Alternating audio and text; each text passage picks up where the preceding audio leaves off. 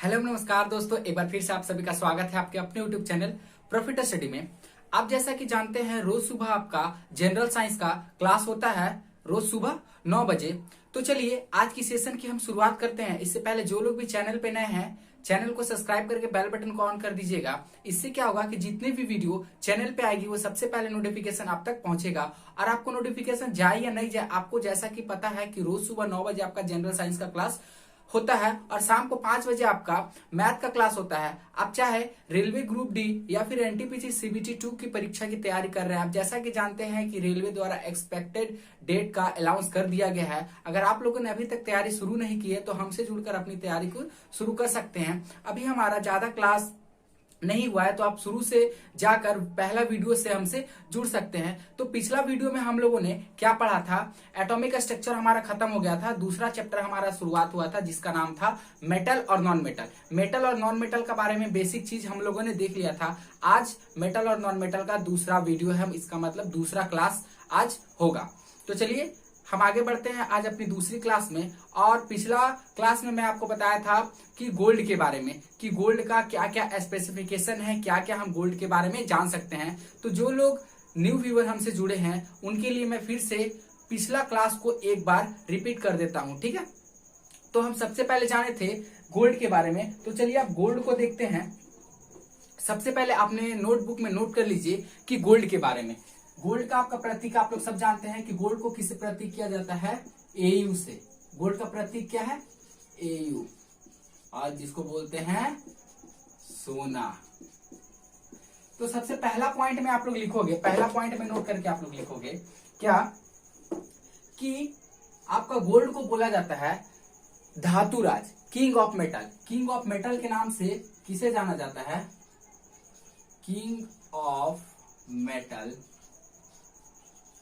King of metal मतलब धातुराज। धातुराज के नाम से किसे जाना जाता है, तो आप बोलोगे कि हम किंग ऑफ मेटल के नाम से जानते हैं किसको, सोना को। सोना जो हमारा है, जितने भी मेटल है उस सब में किंग है, मतलब मेटल का राजा जिसे बोलते हैं वो कौन है, सोना है हमारा। उसके बाद दूसरा पॉइंट में आप लोग नोट करके लिखोगे कि आप सभी जानते हैं कि हमारा जो शुद्ध सोना है वो 24 कैरेट का होता है। शुद्ध सोना कितने कैरेट का होता है, लिखो अपने नोटबुक में आप सभी कि शुद्ध सोना 24 कैरेट। कितना कैरेट का होता है, 24 कैरेट का होता है। सभी एग्जाम से रिलेटेड पॉइंट है, सभी अपने नोटबुक में नोट करते चलेंगे मेरे साथ। दूसरा पॉइंट हम लोगों ने क्या देखा कि शुद्ध सोना कितने कैरेट का होता है, तो 24 कैरेट का होता है। अगर कोई दुकान पे आप जाते हो और मुझे वो बोलते हो आप कि मुझे ज्वेलरी बनानी है या मुझे आभूषण बनाना है, मुझे शुद्ध 24 कैरेट का बनाना है, अगर और आपको दुकानदार बोल देता है कि हाँ मैं आपको जो भी आभूषण बना के दूंगा वो आपको 24 कैरेट का होगा, तो ऐसा कभी भी नहीं हो सकता। इसके पीछे का मेन कारण क्या है, तो कारण सीधा सा है कि जो 24 कैरेट का जो सोना होता है वो प्योर गोल्ड होता है। और जैसा कि आप सभी जानते हैं कि प्योर गोल्ड का कभी भी आभूषण नहीं बन सकता।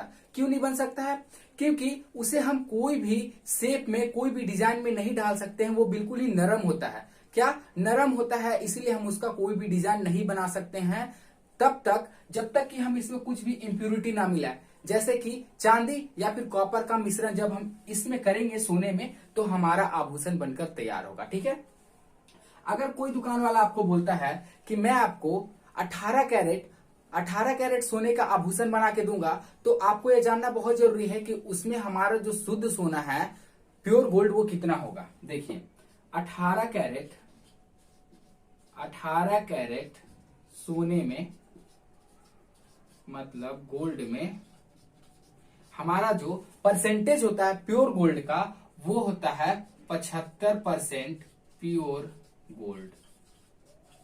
गोल्ड के बारे में आप लोग तो सारी जानकारी आपके पास होगी। पहला क्या पॉइंट था इसका, कि इसे किंग ऑफ मेटल मतलब धातुराज के नाम से जाना जाता है। दूसरा पॉइंट क्या है कि शुद्ध सोना जो होता है वो हमेशा 24 कैरेट का होता है। एग्जाम में क्वेश्चन आ जाए कि शुद्ध सोना कितने कैरेट का होता है, तो आप लोग 24 कैरेट को सेलेक्ट करोगे। दूसरा पॉइंट में हम लोगों ने क्या देखा कि 18 कैरेट सोने, 18 कैरेट का जो सोना होता है उसमें हमारा 75%, कितना, 75% प्योर गोल्ड होता है। उसके बाद का पॉइंट नोट करिएगा कि मूर्ख सोना, क्या, मूर्ख सोना के नाम से किसे जाना जाता है? मूर्ख सोना के नाम से किसे जाना जा सकता है? या फिर आप बोल सकते हो कि मूर्ख सोना या फिर झूठा सोना। क्या? मूर्ख सोना या फिर झूठा सोना के नाम से कौन प्रसिद्ध है? तो आप बोलोगे पाइराइट। कौन? पाइराइट। सभी साथ में लिखते चले, कौन है? पाइराइट, जिसका आपका रासायनिक फॉर्मूला होता है FeS2। क्या होता है? FeS2। मूर्ख सोना या फिर झूठा सोना भी है, जिसका क्या नाम है? तो पाइराइट, जिसका रासायनिक फॉर्मूला होता है FeS2। ठीक है। उसके बाद अगला पॉइंट देखिए, उसके बाद आपसे पूछेगा कि व्हाइट सोना मतलब सफेद सोना। क्या? सफेद सोना। हिंदी और इंग्लिश दोनों के लिए मैं लिखते जा रहा हूं। सफेद सोना मतलब व्हाइट गोल्ड। क्या? White gold. तो व्हाइट गोल्ड के नाम से कौन फेमस है? तो आप बोलोगे फास्फोरस, जिसका रासायनिक प्रतीक है P प्लस कोटेड गोल्ड। क्या? Coated gold plus coated gold. ठीक है। तो इतना सारा पॉइंट जो था, हाँ एक पॉइंट और है, उसे भी आपको नोटबुक में नोट करना है कि वो पॉइंट क्या है लास्ट वाला, कि जब हम गोल्ड को प्लस कॉपर को मिलाते हैं तो हमारा क्या तैयार होता है? Rose gold. क्या? Rose gold. बहुत लोगों ने तो सुना भी नहीं होगा कि रोज गोल्ड भी होता है। अगर होता है तो ये क्या है? तो देखिए आपके सामने है कि जब हम कॉपर प्लस गोल्ड को जब हम मिलाते हैं तो हमारा क्या मिलता है? उसका मिक्सर से रोज गोल्ड तैयार हो जाता है। तो देखिए गोल्ड सोना से रिलेटेड इतना पॉइंट हम लोगों ने कवर कर लिया, जो आपका एग्जाम से एक पॉइंट भी बाहर नहीं होगा। ठीक है। सबसे पहला एक बार देख लेते हैं, रिवीजन कर लेते हैं कि गोल्ड के बारे में हम लोगों ने क्या क्या जाना, कि ये किंग ऑफ मेटल है, मतलब ये धातुराज के रूप में जाना जाता है सोना। ठीक है। उसके बाद हम लोगों ने देखा कि शुद्ध सोना जो होता है वो 24 कैरेट का होता है। अगला पॉइंट हम लोगों ने देखा कि अगर कोई दुकानदार आपको बोलता है कि वो आपको 18 कैरेट आभूषण, सोने का आभूषण बना के देगा, तो उसमें हमारा जो प्योर गोल्ड होगा वो कितना होगा? तो बोलोगे 75%। कितना? 75% आपको प्योर गोल्ड मिलेगा। अगला पॉइंट है कि मूर्ख सोना या फिर झूठा सोना किसे कहा जाता है? तो आप बोलोगे पाइराइट को, जिसका रासायनिक फॉर्मूला होता है FeS2। क्या? FeS2। अगला पॉइंट देखिए क्या है कि व्हाइट, सफेद सोना, व्हाइट गोल्ड के नाम से किसे जाना जाता है? तो आप बोलोगे फास्फोरस, जिसका रासायनिक प्रतीक है P प्लस कोटेड गोल्ड। क्या? Plus coated gold. अगला देखिए, अगला पॉइंट जो है, अगला पॉइंट ये है कि गोल्ड प्लस हम जब कॉपर को मिलाते हैं तो क्या बनता है? Rose gold. क्या? गोल्ड प्लस कॉपर को मिलाने से रोज गोल्ड बनकर तैयार होता है। अब चलिए हम चलते हैं सिल्वर के बारे में। ऐसे ही करके एक एक मेटल का सारा पॉइंट जान लेंगे और लास्ट उसके बाद हम पढ़ेंगे नॉन मेटल, फिर लास्ट में पढ़ेंगे मिश्र धातु मतलब मेटलॉइड के बारे में। ठीक है। चलिए अब आप हेडिंग डालिए कि आपका क्या? सिल्वर के बारे में।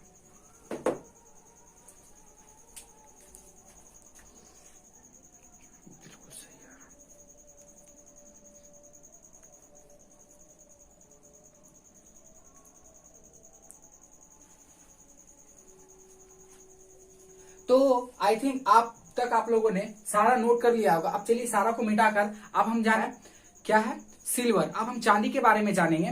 तो सबसे पहले आप लोग हेडिंग डाल लीजिए क्या? अब चांदी के बारे में जानेंगे। जो हमारा है सिल्वर, जिसका प्रतीक है आपका क्या? Ag। ठीक है। Ag, जिसको बोलते हैं सिल्वर, हिंदी में भी लिख देते हैं चांदी। अब इसके बारे में हम लोग सारा डिटेल जानेंगे। ठीक है। इसको मैं बढ़िया से लिख दे रहा हूं ताकि आप लोग को दिखे। इसका रासायनिक प्रतीक है Ag।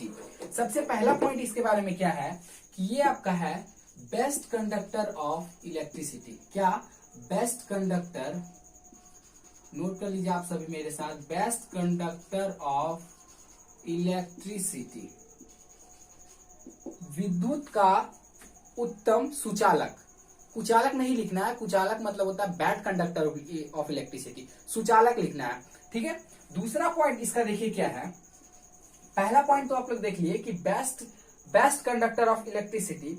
उसके बाद क्या है कि एक आपका सिल्वर का क्षय होता है। ठीक है। जिसे बोलते हैं चांदी का क्षय। चांदी का क्षय आखिर है क्या? तो देखिए इसका मतलब होता है कि सिल्वर सल्फाइड। क्या? सिल्वर सल्फाइड, जिसका आपका रासायनिक सूत्र होता है AgS, सिल्वर सल्फाइड। आपसे क्वेश्चन पूछा जाएगा कि चांदी का क्षय किसे कहा जाता है, तो आप बोलिएगा सिल्वर सल्फाइड, जिसका रासायनिक फॉर्मूला होता है AgS। क्या होता है रासायनिक फॉर्मूला आपका AgS। और हम सिल्वर का प्रयोग कहाँ कहाँ करते हैं, तो सिल्वर का प्रयोग हम करते हैं एंटीबैक्टीरियल के रूप में। किसके रूप में, एंटीबैक्टीरियल के रूप में। नोट कर लीजिए सभी, एंटीबैक्टीरियल के रूप में, ठीक है। हिंदी में भी लिख दे रहे हैं,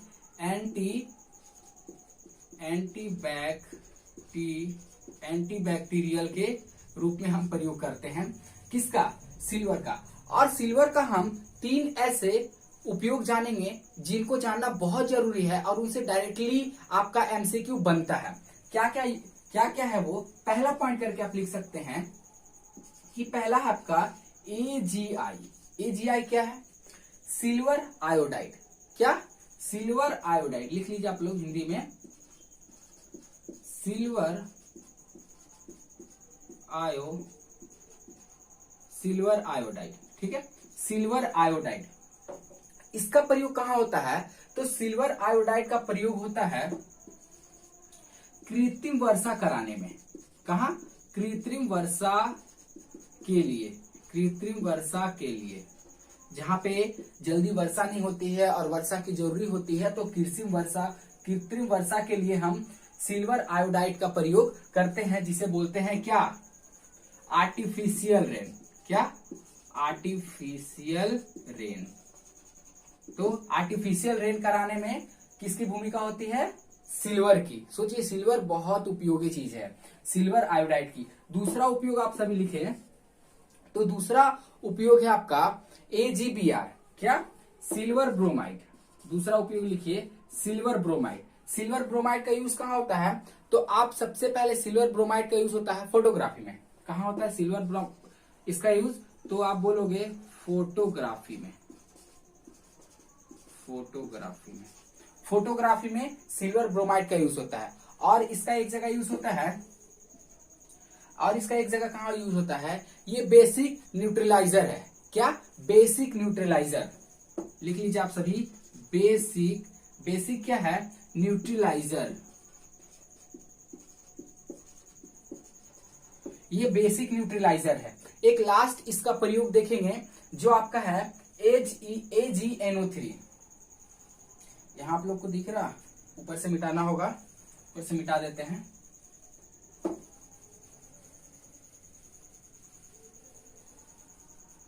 फटाफट लिखते भी चलिएगा आप लोग। लास्ट इसका प्रयोग देखिए, तीसरा नंबर AgNO3,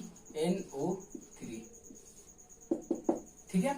इसका प्रयोग आप सभी ने देखा होगा, आप सभी के साथ हुआ होगा। तो इसका प्रयोग होता है मतदान में,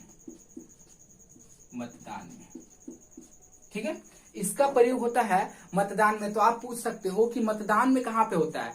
आप अधिकतर लोग 18 साल प्लस से हो गए, बहुत लोगों ने अभी तक अपना मतदान मतलब वोट दिया होगा। तो जब आप वोट देकर बाहर निकलते हो, तो आपके उंगली में, किसी एक फिंगर में एक नीले रंग का सिहाई आपके ऊपर डाला जाता है, आपके फिंगर के ऊपर। वो जो नीले रंग का होता है, वही आपका होता है सिल्वर नाइट्रेट। क्या, सिल्वर नाइट्रेट, जिसका प्रयोग होता है मतदान में। आप लोग समझ गए होंगे कि सिल्वर नाइट्रेट का प्रयोग कहाँ होता है, तो इलेक्शन में होता है, जो हमारी फिंगर पे डाला जाता है कि आपने वोट दे दिया है, आपने अपना मतदान कर दिया है। उसकी पहचान के लिए आपके उंगली पर डाला जाता है, किसी एक फिंगर पे, ठीक है। तो चलिए आगे बढ़ते हैं। अब हम लोगों ने सिल्वर का सारा जितना भी प्रॉपर्टी था इसका जान लिया, इसका यूज कहाँ है, सिल्वर को क्यों यूज करते हैं, सारा कुछ जान लिया। अब इसे वीडियो को आगे बढ़ाते हैं और अगला मेटल के बारे में देखते हैं कि अगला मेटल क्या है। अगर जो लोग अभी तक नोट नहीं कर पाए हैं वो फटाफट नोट कर लीजिए, मैं साइड हट जाता हूं।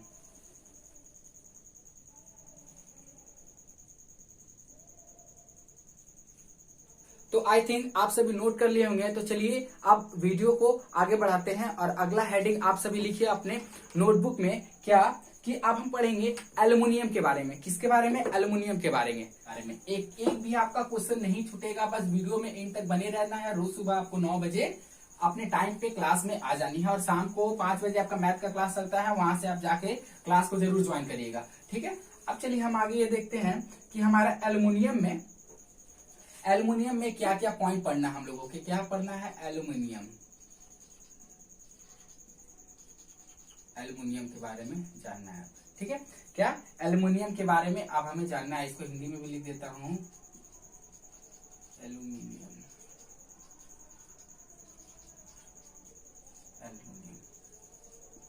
चलिए, तो पहला पॉइंट इसमें आपका है, पहला पॉइंट क्या है कि एल्युमिनियम का जो एटॉमिक नंबर होता है वो होता है आपका 13। कितना, एल्युमिनियम का एटॉमिक नंबर होता है 13 और इसका कॉन्फ़िगरेशन होता है 283। ठीक है, बहुत बार पूछा जाता है कि एल्युमिनियम के लास्ट सेल में कितने इलेक्ट्रॉन होते हैं, तो लास्ट सेल में आपका देखिए 283 मतलब 3 इलेक्ट्रॉन होता है। दूसरा पॉइंट आप लिखिएगा कि बॉक्साइड एल्युमिनियम का एक क्या है, अयस्क है। क्या, एक अयस्क है। कौन है, तो बॉक्साइड, बॉक्साइड, बॉक्साइड है। ये क्या है, तो एल्युमिनियम का आपका अयस्क है, बॉक्साइड। ये आपका अयस्क है, एल्युमिनियम का मुख्य अयस्क। यहां पे लिख देते हैं ऐसे करके कि एल्युमिनियम का मुख्य अयस्क। क्वेश्चन ऐसे आ सकता है डायरेक्टली कि एल्युमिनियम के मुख्य अयस्क के रूप में किसे जाना जाता है, तो आप पढ़े रहोगे तो ही ना बताओगे कि बॉक्साइड इसका मुख्य अयस्क है। अगला पॉइंट देखिए, और एल्युमिनियम के बारे में क्या क्या पढ़ना है हमें, कि ये सबसे हल्की धातु है। क्या, लाइट मेटल, सबसे हल्की धातु, सबसे हल्की धातु, लाइट मेटल। ठीक है, मेटल की पहचान कैसे करना है वो तो मैं बता दिया हूं। अगर वो वीडियो अभी कुछ लोग नहीं देखे होंगे तो डायरेक्टली जाकर डिस्क्रिप्शन या फिर चैनल के प्लेलिस्ट में देख सकते हैं कि हम मेटल की पहचान कैसे करेंगे। मैंने बहुत ही बेसिक से बताया है उसमें, और किसी को भी आ जाएगा वो वीडियो देखने के बाद। आप कभी भी मेटल को ऐसा नहीं होगा कि नहीं पहचान पाओगे। चलो अब अगला पॉइंट देखते हैं कि आप एल्युमिनियम का जो है हम प्रयोग कहां कहां करते हैं। ठीक है, प्रयोग कहां कहां करते हैं, तो प्रयोग, यूज। तो देखिए पहला पॉइंट में आपको लिखना है कि एल्युमिनियम का प्रयोग होता है हवाई जहाज बनाने में। वेरी इंपॉर्टेंट है, एल्युमिनियम का प्रयोग, एल लिख रहे हैं मतलब एल्युमिनियम का शॉर्ट फॉर्म है एल। एल्युमिनियम का प्रयोग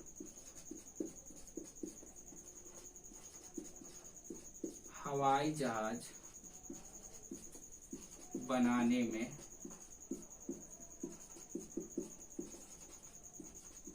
किया जाता है। ठीक है, पहला पॉइंट हो गया कि एल्युमिनियम का प्रयोग हवाई जहाज बनाने में किया जाता है। उसके बाद दूसरा पॉइंट आप लोग लिखिए कि इसका प्रयोग हम लोग करते हैं फूड पैकिंग के रूप में। क्या, फूड पैकिंग, फूड पैकिंग में हम एल्युमिनियम का प्रयोग करते हैं। तीसरा पॉइंट में आप सब लिखिए कि इसका प्रयोग होता है दवा पैकिंग में। क्या, मेडिसिन, मतलब दवा का पैकिंग में हम करते हैं किसका प्रयोग, तो एल्युमिनियम का हम प्रयोग करते हैं दवा बनाने में। दवा के पैकिंग में, बनाने में नहीं, दवा के पैकिंग में प्रयोग करते हैं। और यहाँ पे भी फूड पैकिंग में प्रयोग करते हैं, फूड बनाने में नहीं। उसके बाद इसका पहला प्रयोग हम लोग देखे कि एल्युमिनियम का प्रयोग हवाई जहाज बनाने में किया जाता है। दूसरा प्रयोग क्या था कि फूड पैकिंग में। तीसरा प्रयोग हम लोगों ने देखा कि दवा पैकिंग में किया जाता है। और ये हमारे पृथ्वी पर पाए जाने वाला प्रचुर मात्रा में एक मेटल है। ये हमारे पृथ्वी पर प्रचुर मात्रा में पाया जाता है। ठीक है, यहाँ पे लिख लीजिए अगला पॉइंट इसका कि यह पृथ्वी पर प्रचुर मात्रा में पाया जाता है। ठीक है, तो फटाफट आप लोग सभी नोट कर लीजिए। देखिए पहला क्या है, एल्युमिनियम के बारे में पढ़ें, जिसका आपका एटॉमिक नंबर होता है 13, एटॉमिक मास होता है 26। सारा नोट करते हुए आपको चलना है सारा कुछ। जिसका कॉन्फ़िगरेशन है 281। इसके लास्ट में कितने इलेक्ट्रॉन है, तो आप बोलोगे 3 इलेक्ट्रॉन है। ठीक है, उसके बाद देखिए इसका मुख्य अयस्क कौन सा है, तो आप बोलोगे बॉक्साइड। बॉक्साइट जो है एल्युमिनियम का एक मुख्य अयस्क के रूप में जाना जाता है। ठीक है, अगला पॉइंट हम लोग देखेंगे कि सबसे हल्की धातु है एल्युमिनियम, जो है सबसे हल्की धातु है, लाइट मेटल है। इसका बाद हम इसका प्रयोग के बारे में जानेंगे। तो पहला प्रयोग देखें कि एल्युमिनियम का प्रयोग हवाई जहाज बनाने में किया जाता है। क्या बनाने में किया जाता है? हवाई जहाज बनाने में किया जाता है। उसके बाद दूसरा प्रयोग देखें कि फूड पैकिंग में भी हम एल्युमिनियम का प्रयोग करते हैं। उसके बाद तीसरा पॉइंट देखें कि दवा के पैकिंग में भी हम एल्युमिनियम का प्रयोग करते हैं। और एल्युमिनियम जो है वो हमारे पृथ्वी पर पाए जाने वाला प्रचुर मात्रा में से एक मेटल है। ठीक है, तो चलिए आप वीडियो को आगे बढ़ाते हैं। अब हम पढ़ेंगे किसके बारे में? अब हम पढ़ेंगे पारा के बारे में, जो वेरी वेरी इंपॉर्टेंट है कि पारा के बारे में हमें पूरा डिटेल से पढ़ना है कि पारा में क्या क्या देखना है, हमें सब कुछ देखेंगे। ठीक है, तो चलिए इसे फटाफट आप सभी नोट कर लीजिए।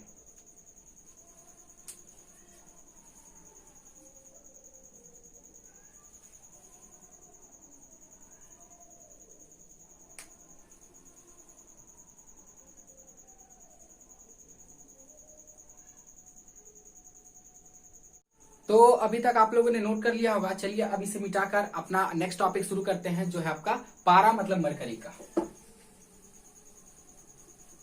कुछ भी आपको छोड़ना नहीं है, सारा कुछ नोट करते हुए मेरे साथ चलना है। चलिए अपना नेक्स्ट हेडिंग डाल लीजिए क्या कि Hg जिसका सिंबल है, जिसको बोलते हैं पारा, इसमें मरकरी।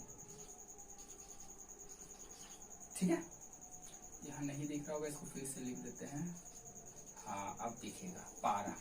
तो पहला पॉइंट इसका देखिए कि पारा जो है वो आपका द्रवित धातु है, मतलब ये लिक्विड फॉर्म में पाया जाता है। पारा, जब आप डॉक्टर के पास जाते होंगे, जब आपको फीवर होता होगा तो देखते हो कि वो जो थर्मामीटर जो आपका फीवर को मेजर करता है उसके अंदर भी पारा होता है। तो आप सभी देखते होंगे कि वो लिक्विड फॉर्म का है। कौन सा फॉर्म का? लिक्विड फॉर्म का होता है। तो पहला इसका देखेंगे कि यह लिक्विड, यह क्या? लिक्विड धातु है, यह लिक्विड मेटल है। ठीक है, मतलब द्रवित धातु। पहला पॉइंट देखें हम लोग कि ये द्रवित धातु है। उसके अगला पॉइंट क्या है कि ये टॉक्सिक मेटल है। Very important, toxic metal. Toxic metal मतलब जहरीला धातु। वेरी वेरी इंपॉर्टेंट पॉइंट, जहरीला धातु। क्या? जहरीला धातु। क्वेश्चन एग्जाम में डायरेक्ट आ सकता है कि पीरियोडिक टेबल में ऐसा कौन सा मेटल है, जो कौन सा मेटल होगा? तो वो आपका होगा पारा, मतलब मरकरी। अगला पॉइंट आप लोग लिखिए कि इसका प्रयोग जो है, इसका प्रयोग थर्मामीटर बनाने में होता है।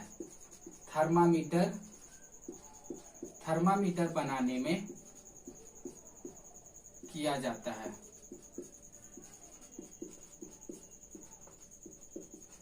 क्या हम लोग तीसरा पॉइंट क्या देखें कि इसका प्रयोग जो है थर्मामीटर बनाने में किया जाता है। और इसका प्रमुख इसका मुख्य अयस्क जो है वो भी आप लोग नोट कर लीजिए। कौन है? सिन्नेबार। कौन? इसका मुख्य अयस्क जो है वो सिन्नेबार है, जिसका रासायनिक फॉर्मूला होता है HgS। इसका मुख्य अयस्क जो है वो सिन्नेबार है, जिसका रासायनिक फॉर्मूला होता है HgS। ठीक है, क्विक सिल्वर के नाम से भी जाना जाता है। क्विक सिल्वर के नाम से भी जाना जाता है। नेक्स्ट पॉइंट देखिए क्या है कि इसका सरफेस टेंशन जो है बहुत हाई होता है। पारा का सरफेस टेंशन जो है वेरी हाई, बहुत हाई होता है। ठीक है, पारा का सरफेस टेंशन जो है बहुत हाई होता है।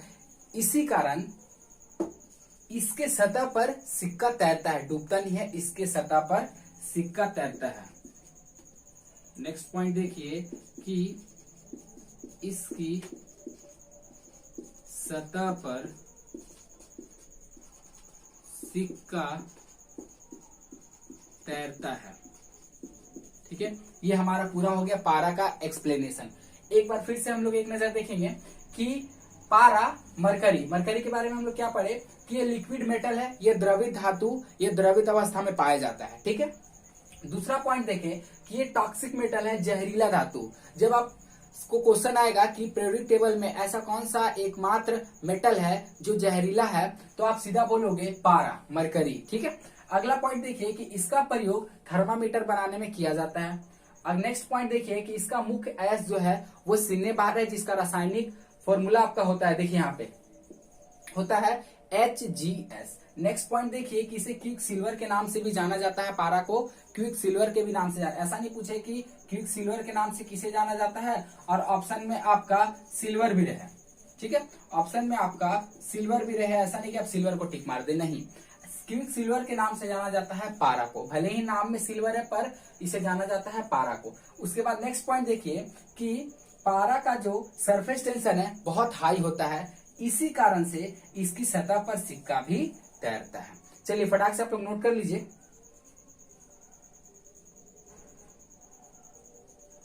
तो आप लोगों ने सारा कुछ नोट कर लिया होगा। नेक्स्ट वीडियो में हम लोग क्या करेंगे, जो रिमेनिंग बचा है उसको करेंगे, और सैटरडे संडे को जो हमारा होगा वो हम लोगों ने 6 दिन में जितना पढ़ाई किया सारा का जो MCQ होगा, आपका चैप्टर से रिलेटेड MCQ होगा संडे को सुबह 9 बजे। टाइमिंग वही रहेगा आपका सुबह 9 बजे, जिसमें हम लोग जितना क्वेश्चन हो सके करने की कोशिश करेंगे। ठीक है। आप लोग प्रॉपर नोट्स बनाते चलिएगा, क्योंकि जब एग्जाम के लास्ट दिन बचे होंगे कुछ दिन, तो नोट्स ही है आपका जो काम आएगा। ठीक है। तो चलिए वीडियो को एंड करते हैं। जो लोग भी चैनल पे नए हैं चैनल को सब्सक्राइब कर दीजिएगा, और शाम को 5 बजे वाली सेशन में जरूर जुड़िएगा हमसे। तो जय हिंद, जय भारत।